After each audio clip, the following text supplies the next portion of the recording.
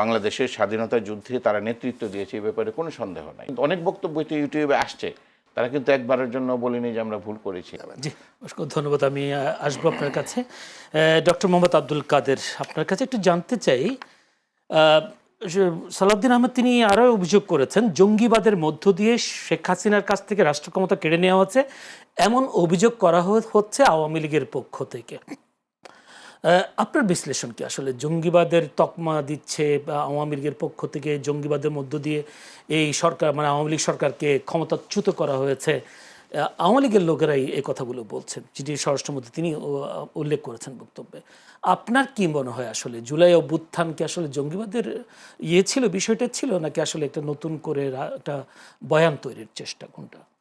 ধন্যবাদ আপনাকে এবং আপনার মাধ্যমে যারা শুনছেন তাদেরকে শুভেচ্ছা জানাচ্ছি, শুনছেন এবং দেখছেন দর্শক শ্রোতা। আসলে আলোচনাটা আমরা যখনই শুরু করি না কেন, আমার সহালোচক মাহবুব ভাই, তার প্রতি শ্রদ্ধা রেখেই বলছি, ওনার মানে এক ধরনের নেরেটিভ, কিন্তু এটা সত্যি কথা, আমি ব্লেম দিচ্ছি না, যে এক ধরনের নেরেটিভ কিন্তু কেউ কেউ তৈরি করছে যে শেখ হাসিনা পালিয়ে যায়নি বা পালিয়ে যেতে বাধ্য হয়েছে, এক ধরনের জঙ্গি তৎপরতা ছিল। সেটা তো আওয়ামী লীগই না, এর বাইরেও কিন্তু আছে। এই গত আওয়ামী লীগ শাসন আমলে এই জিনিসটাই কিন্তু হয়েছিল।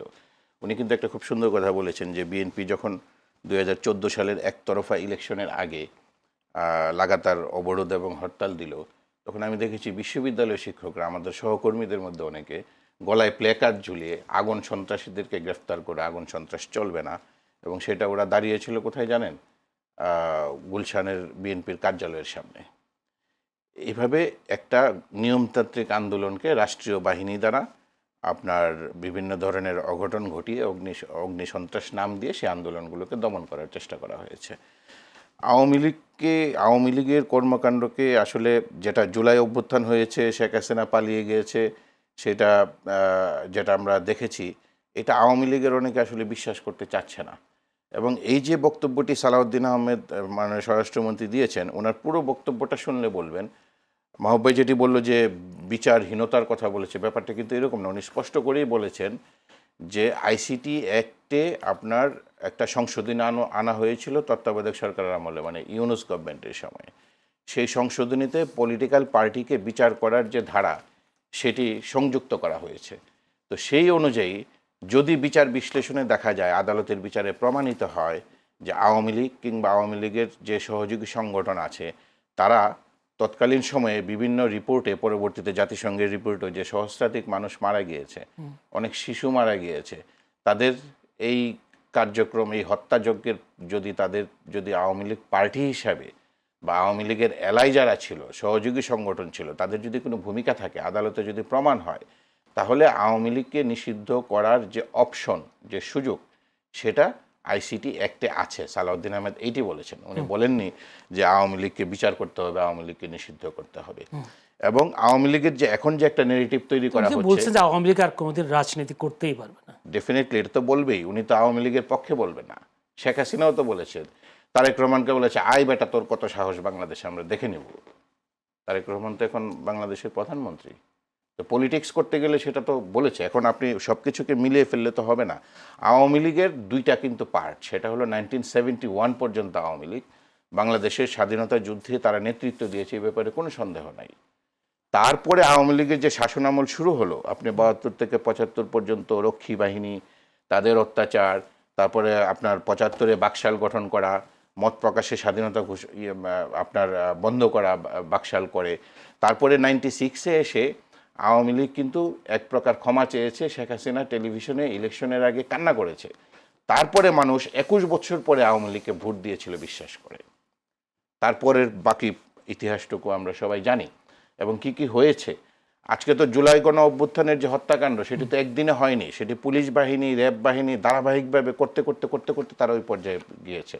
আপনার নিশ্চয় মনে আছে টেকনাফের একরামুল হক, তাকে ধরে নিয়ে গেল, তার বিরুদ্ধে এক্সট্রা জুডিশিয়াল কিলিংয়ের কথা বলছি, তার বউ তাকে ফোন দিল, তুমি কোথায় আছো? বললে যে আমাকে অফিসার ডেকেছে, আমি ওখানে গিয়েছি। তারপর তার মেয়ে ফোনে আছে, বাবা কোথায় আছো? আমাকে অফিসে নিয়ে যাচ্ছে, আমি একটু পরে কথা বলছি। সে মেয়ে ফোনে থাকা অবস্থায় তাকে গুলি করে মেরে ফেলা হয়েছে। এটার অডিও কিন্তু পরবর্তীতে বের হয়েছে। যার ইলিয়াস আলীকে ফলশ্রুতিতে নিষেধাজ্ঞা গুম করা পেয়েছে। হয়েছে। জি। এই যে ধারাবাহিকভাবে হত্যাকাণ্ড, এই হত্যাকাণ্ডগুলো তো আওয়ামী লীগের পার্টি হিসেবে তাদের মদদে হয়েছে, এবং জুলাই হত্যাকাণ্ড পুরোটাই আওয়ামী লীগ, ছাত্রলীগ, স্বেচ্ছাসেবক লীগ সকলে মিলে, এবং রাষ্ট্রপ্রধান হিসেবে শেখ হাসিনার নির্দেশে কিন্তু হয়েছে, সেগুলোর অডিও আছে। এখন এগুলো তো হলো এভিডেন্স। এখন সালাউদ্দিন আহমেদের সমস্যা হয়ে গেছে কি জানেন, এখন তো ওই যে বিশ্বকাপ ফুটবল চলছে, আজকে ব্রাজিলের খেলা আপনি নিশ্চয়ই জানেন, যদি নেইমার নামে তাহলে 4 থেকে 5 জন প্লেয়ার নেইমারের পিছনে থাকবে। তো সালাউদ্দিন আহমেদ বিএনপির একদিকে অ্যাসেট আর একদিকে একটা ঝুঁকি, কারণ সালাউদ্দিন আহমেদ যে যুক্তি নিয়ে কথা বলে, সাবলীল ভঙ্গিতে কথা বলে, কিছু বললেই সবাই এটাকে হেডলাইন করে এবং টকশোর হেডলাইন করে। এটাই সমস্যা হয়ে গেছে। হয়তোবা সালাউদ্দিন আহমেদ ছাড়া অন্য কেউ বললে জিনিসটা নিয়ে তো আলোচনা হতো না, কিন্তু ওখানে উনি বিচার বহির্ভূতভাবে আওয়ামী লীগকে নিষিদ্ধ করার কথা বলেনি, শুধু বলেছে এখনো তারা যে স্পর্ধা দেখাচ্ছে, এতগুলো হত্যাকাণ্ড হলো, একবারের জন্যও বলিনি we are sorry to the Nations. আমাদের বাচ্চাগুলো মারা গেল, আমাদের শিক্ষার্থীরা মারা গেল, সাধারণ মানুষ মারা গেল, এবং আমি বিশ্বাস করি আওয়ামী লীগের কিছু সমর্থকও মারা গিয়েছে। এটা নিয়ে একবারও কিন্তু তারা বলেনি যে আমরা দুঃখিত, আমাদের ভুল হয়েছে। তারা তো বলছে এই জিনিসটাকে মিন করতে চাইছে। Meticulous design. আপনাদের বিএনপি যদি বলে, বিএনপির একজন নেত্রীও তো বলে ফেলেছেন যে এটা একটা ডিজাইন ছিল। ওই প্রসঙ্গে মেটিকুলাস ডিজাইন, এখন এটা তো আপনার তৎকালীন যে সরকার প্রধান, ইন্টারিম সরকার প্রধান, উনি খুব সম্ভবত জাতিসংঘের একটা প্রোগ্রামে একটা উদাহরণ দিতে গিয়ে বলেছিল, এটা নিয়ে অনেক আলোচনা হয়েছে। কিন্তু আপনার মেটিকুলাস আন্দোলন করতে গেলে তো এক ধরনের পরিকল্পনা থাকবে। সালাউদ্দিন আহমেদ কিন্তু এই কথাটাও বলেছেন যে আমি আজকে একটা কথা বলছি যে আমি এবং তারেক রহমান যদি আপনার নির্বাসনে না থেকে বাংলাদেশে থাকতাম তাহলে কিন্তু আন্দোলন সফল হতো না, কারণ ওরা একটার পর একটা আন্দোলন, মনে আছে নিরাপদ সড়ক আন্দোলন, তখন বলল যে বিএনপি তাদেরকে ব্যাগ দিচ্ছে। আপনার শাপলা চত্বরে যে হেফাজত ইসলামের উপর যে বর্বরিচিত হামলা হলো রাতের বেলা, কতজন মানুষ মারা গিয়েছে সেটা আমরা এখনো জানি না, সেটাকেও কিন্তু বলেছে যে বিএনপি ব্যাকআপ দিয়েছে। তারা দেশে থাকলে খুব রাইটলি বলেছে, তাহলে আন্দোলনটাকে খুব সহজেই ভিন্ন খাতে প্রভাবিত করার একটা সুযোগ থাকতো। আপনাকে একটা প্রশ্ন করে রাখি, সেটা হচ্ছে আপনি বলেছেন যে তারা ক্ষমা চেয়ে 21 বছর পর ক্ষমতা এসেছে, এখন যদি আওয়ামী লীগ এসে ক্ষমা চায় তাহলে তো রাজনীতি করার সুযোগ থাকে নাকি?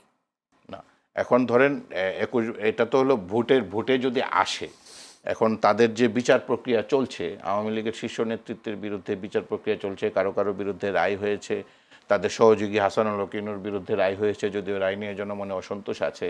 যদি ভোটে আসুক বা না আসুক, আওয়ামী লীগ যদি নিজেকে রাজনৈতিক দল মনে করে, তাহলে রাজনৈতিকভাবে তাদের পরাজয় হয়েছে এটা বাংলাদেশের নাগরিক কেউ অস্বীকার করবে বলে আমি মনে করি না। রাজনৈতিক পরাজয় যদি হয়ে থাকে এবং তাদের যে ভুলগুলো হয়েছিল, সেই ভুলগুলো কিন্তু অনেক বক্তব্য ইউটিউবে আসছে, তারা কিন্তু একবারের জন্য বলেনি যে আমরা ভুল করেছি, আমাদের ভুল হয়েছে, ধন্যবাদ।